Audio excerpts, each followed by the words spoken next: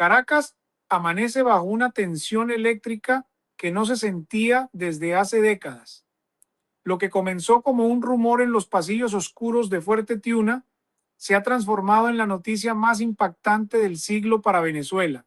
Diosdado Cabello, el hombre fuerte, el número 2 del chavismo, el que juró lealtad eterna a la revolución, ha roto el silencio y con sus acciones ha confirmado lo que muchos temían y otros esperaban con ansias, la traición final. No estamos hablando de especulaciones de redes sociales. Fuentes de inteligencia militar han corroborado que la estructura de mando se ha fracturado irreparablemente. La imagen de invencibilidad del régimen se ha disuelto en cuestión de horas. Visualiza esto.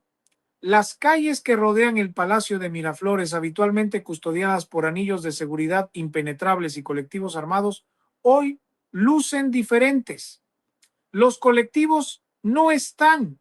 La Guardia de Honor parece desconcertada y en medio de este vacío de poder, el pueblo venezolano ha comenzado a salir. No salen con miedo, no salen mirando a los lados, esperando la represión, salen con la certeza de que el monstruo ha sido decapitado desde adentro. La confirmación de Diosdado no fue un discurso heroico, fue una maniobra de supervivencia. Como analizaban los expertos en inteligencia, Cabello sabía que tenía una diana en la frente. La presión de Estados Unidos, liderada por la estrategia de cerco diplomático y asfixia financiera, lo puso ante una encrucijada mortal: o negociaba su salida entregando la cabeza del régimen, o se hundía con el barco. Y hoy la respuesta es clara. Los reportes indican que durante la madrugada hubo movimientos inusuales en la base aérea de La Carlota. Se habla de aviones privados, esos mismos jets de lujo que la nueva élite utilizaba para sus viajes a Europa y para mover oro y divisas, despegando con rumbo desconocido.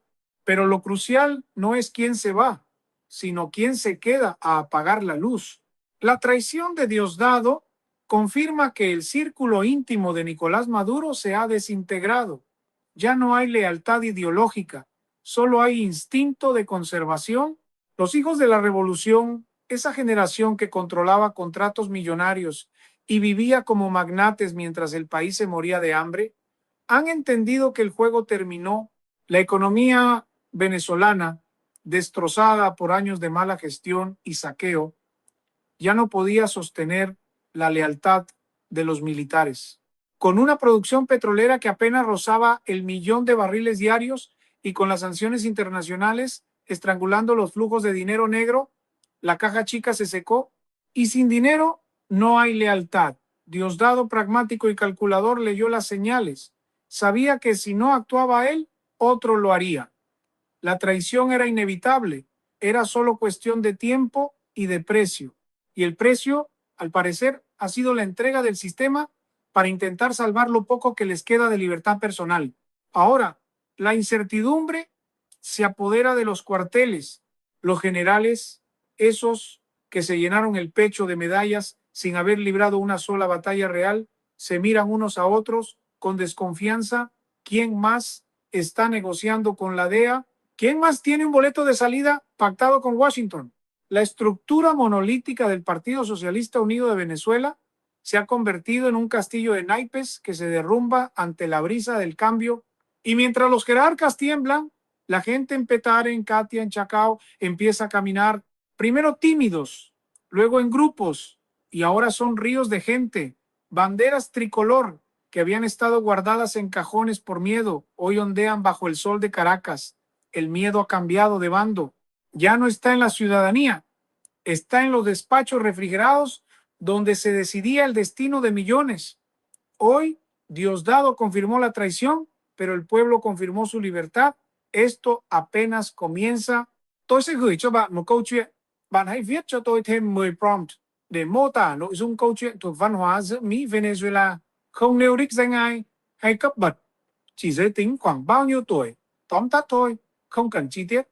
Câu chuyện như sau: Esto no es solo un cambio de mando, es la rendición incondicional de la retórica antiimperialista ante el pragmatismo de la supervivencia. Fuentes internas en Miraflores reportan que la tensión entre Delcy Rodríguez y Diosdado Cabello ha llegado a un punto de no retorno.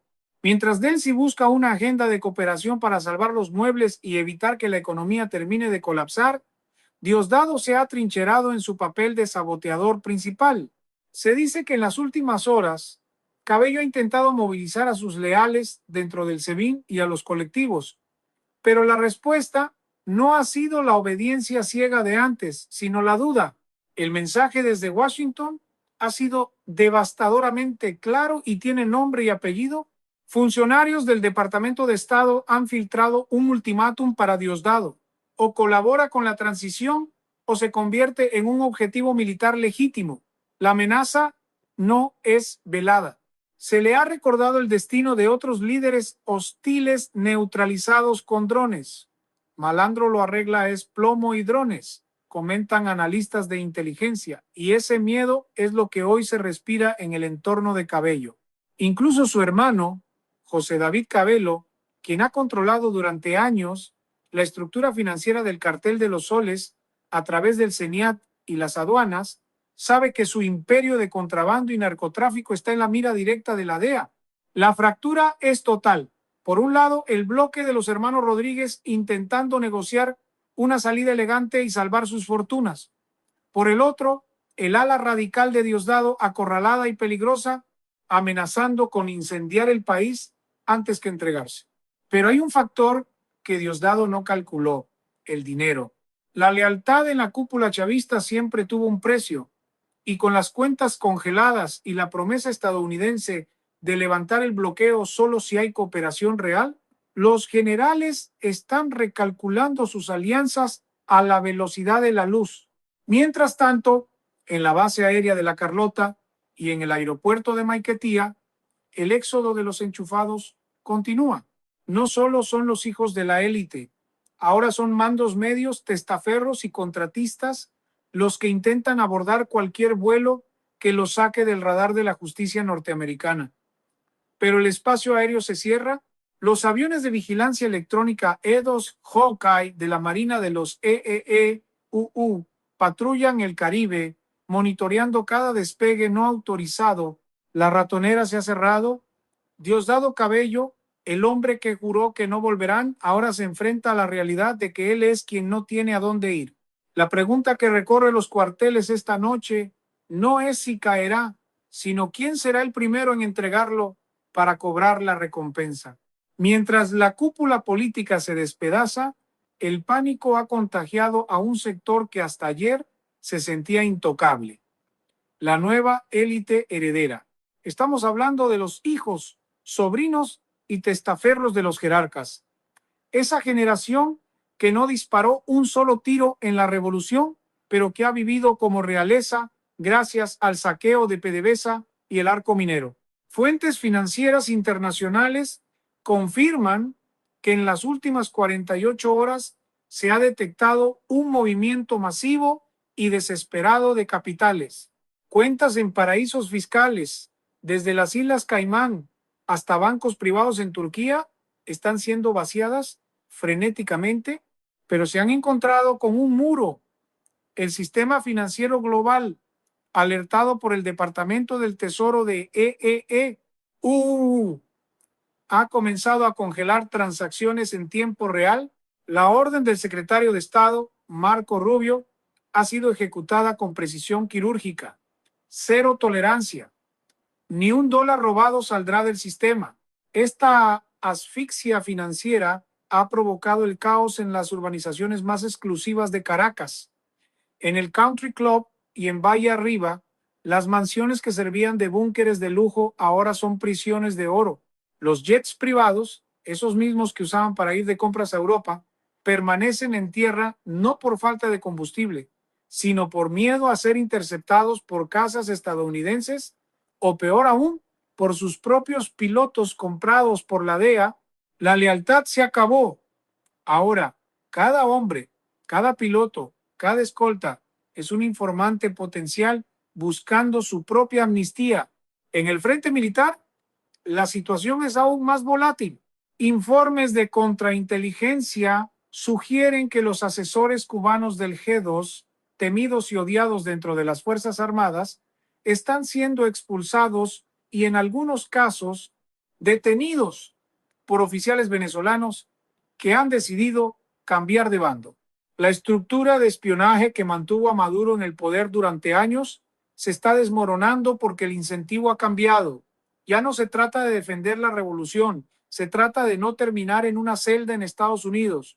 Y aquí entra el factor decisivo, la fuerza fantasma. Rumores persistentes, alimentados por la guerra psicológica y confirmados por movimientos tácticos inusuales, hablan de grupos de operaciones especiales que ya no están en la frontera, sino operando dentro del territorio. No son invasiones masivas, son equipos de extracción quirúrgica.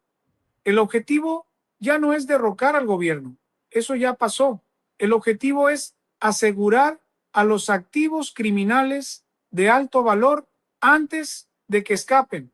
Diosdado lo sabe, Del sí lo sabe. Y el miedo a una extracción nocturna, similar a la que hemos visto en otras latitudes contra líderes terroristas, ha paralizado la capacidad de respuesta del régimen. La economía de guerra que sostenía al chavismo ha colapsado. Sin el flujo de efectivo del narcotráfico y con las rutas de contrabando de oro bloqueadas por la vigilancia satelital, no hay cómo pagar a los colectivos para que repriman. Por eso las calles siguen llenándose. El pueblo ha olido la sangre en el agua. Saben que los verdugos están ocupados tratando de salvar su dinero y su pellejo.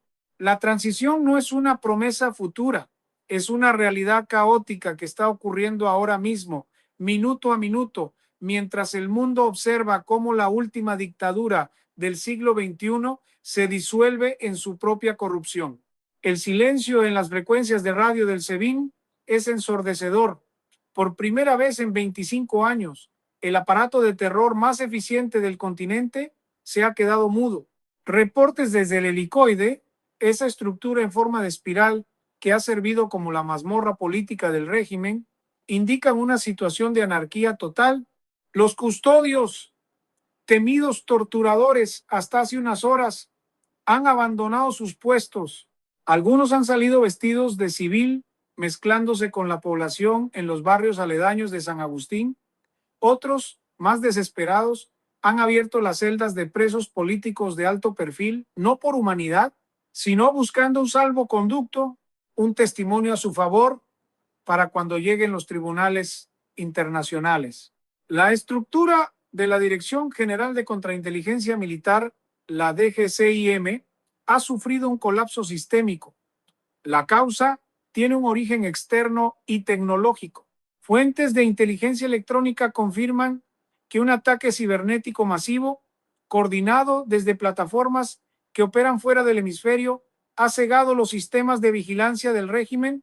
Las cámaras de reconocimiento facial instaladas por empresas chinas en Caracas están apagadas. Los servidores que almacenaban las bases de datos de opositores y militares sospechosos han sido borrados o encriptados remotamente. La Fuerza Fantasma no solo opera con botas en el terreno, ha desplegado una guerra híbrida que ha dejado a los generales ciegos, sordos y mudos. Sin información, el miedo se multiplica y en medio de este apagón digital se confirma la retirada estratégica más significativa. El G2 cubano ha iniciado la Operación Caimán. Durante la madrugada, convoys diplomáticos con placas protegidas fueron vistos ingresando a la rampa 4 del aeropuerto de Maiquetía, la zona presidencial. No llevaban a Maduro, llevaban a los asesores de inteligencia que controlaban los anillos de seguridad, las comunicaciones y hasta la comida de los altos mandos. La Habana ha entendido que Venezuela es una causa perdida y ha ordenado la extracción inmediata de sus agentes para evitar que sean capturados y revelen décadas de operaciones encubiertas en la región. Sin el cerebro cubano dirigiendo la represión, la columna vertebral del chavismo se ha partido en dos. En las fronteras, la situación es de desbandada. Los comandantes de las zonas operativas de defensa integral, la SODI, han dejado de responder a las llamadas de Caracas. En Táchira y Zulia, reportes de campo indican que batallones enteros han bajado las armas. No hay enfrentamientos, hay confraternización. Los soldados, hambrientos y desmoralizados, están negociando con la población local comida y transporte para regresar a sus casas. La Guardia Nacional, que ayer lanzaba gas lacrimógeno, hoy se quita los chalecos. Es el fin de la cadena de mando. La orden de reprimir llega al vacío, porque nadie está dispuesto a disparar contra un pueblo que ya ganó la calle y contra una comunidad internacional que ha prometido justicia implacable. Pero el peligro persiste en los reductos paramilitares. Grupos aislados de La Piedrita y otros colectivos radicales en el 23 de enero se han atrincherado, prometiendo resistencia. Sin embargo, carecen de coordinación central, sin Diosdado dándoles órdenes directas y sin el financiamiento en efectivo que fluía desde el Ministerio de Interior. Son células aisladas, peligrosas, pero neutralizables. Los analistas militares advierten que las próximas horas serán críticas para limpiar estos focos de resistencia. Mientras tanto, la figura de Vladimir Padrino López brilla por su ausencia. El ministro de Defensa, el hombre que debía garantizar la Constitución, parece haberse desvanecido, dejando a las Fuerzas Armadas en un limbo que solo se resolverá con la rendición total o el caos definitivo. La fase final de esta operación quirúrgica ha entrado en una etapa que los libros de historia militar recordarán como la noche de los contratistas. Mientras el mundo debate en la ONU, en el terreno, la realidad es cinética y brutalmente eficiente. Las fuerzas fantasma que mencionamos, esos 24 operadores de élite descritos en los informes de inteligencia, han dejado de ser una sombra para convertirse en el martillo que está rompiendo el último sello de seguridad en Caracas. No llevan banderas de ningún país, no responden a un código militar tradicional, responden a contratos de eficiencia. Son la encarnación táctica del movimiento que pasó de ser una recolección de fondos en redes sociales a convertirse en una maquinaria de liberación financiada y letal. Fuentes cercanas a las operaciones especiales confirman que el objetivo prioritario en estas horas críticas no es solo la captura de los cabecillas, sino evitar la política de tierra arrasada. Inteligencia satelital detectó hace horas la colocación de explosivos en puntos críticos de la refinería de Amuay y en las subestaciones del Guri. El ala más suicida del chavismo, sabiéndose perdida, intentó dejar a Venezuela en la oscuridad perpetua, pero fracasaron. Equipos de intervención rápida, compuestos por veteranos de operaciones en Medio Oriente y excomandos venezolanos, neutralizaron estas amenazas con silenciadores y visión nocturna antes de que pudieran detonar las cargas.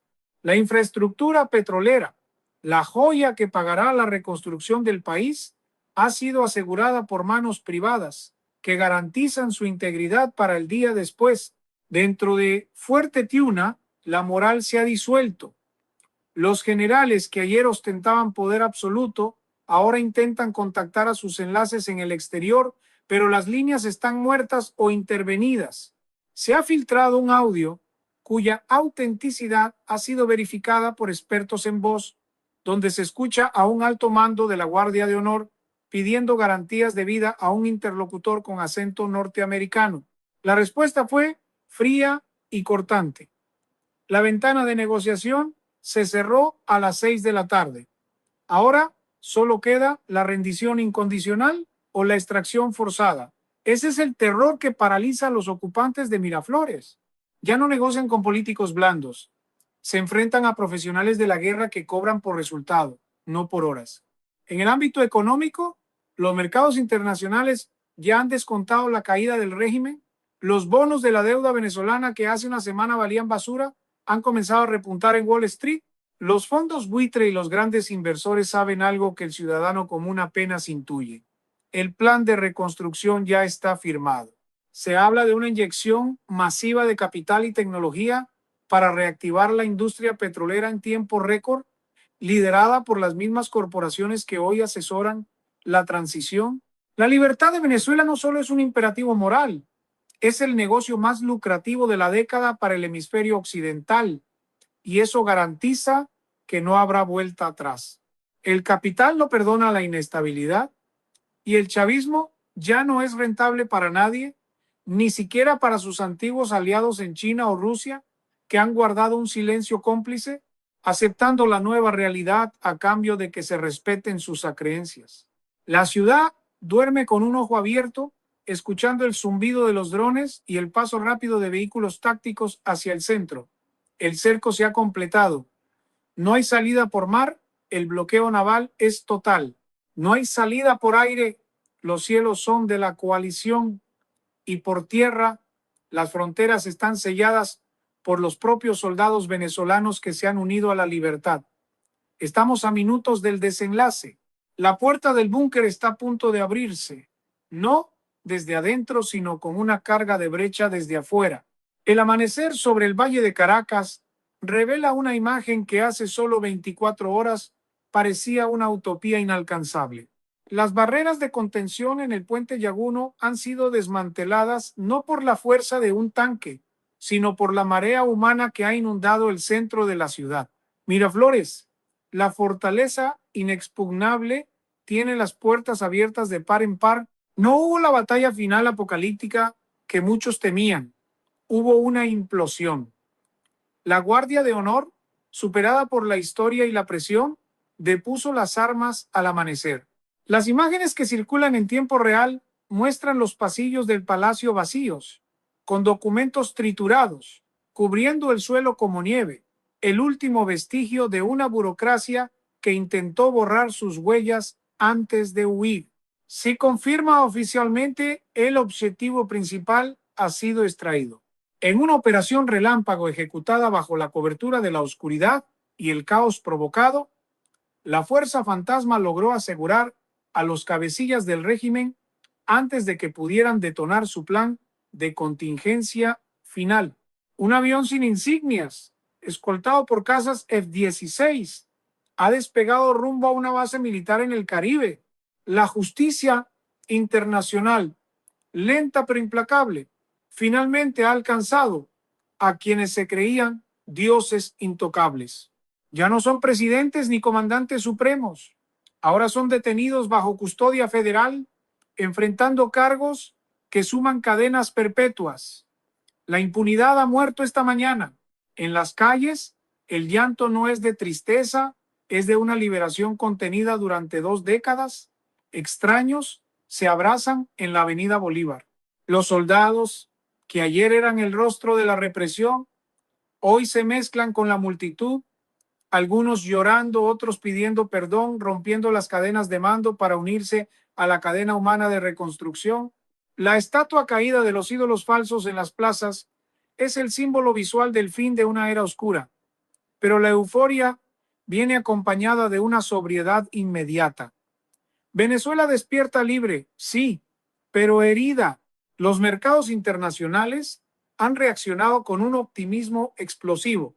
El riesgo país se ha desplomado y las agencias de calificación ya emiten informes sobre el milagro venezolano que está por venir. Los buques tanqueros que esperaban en aguas internacionales han recibido luz verde para atracar.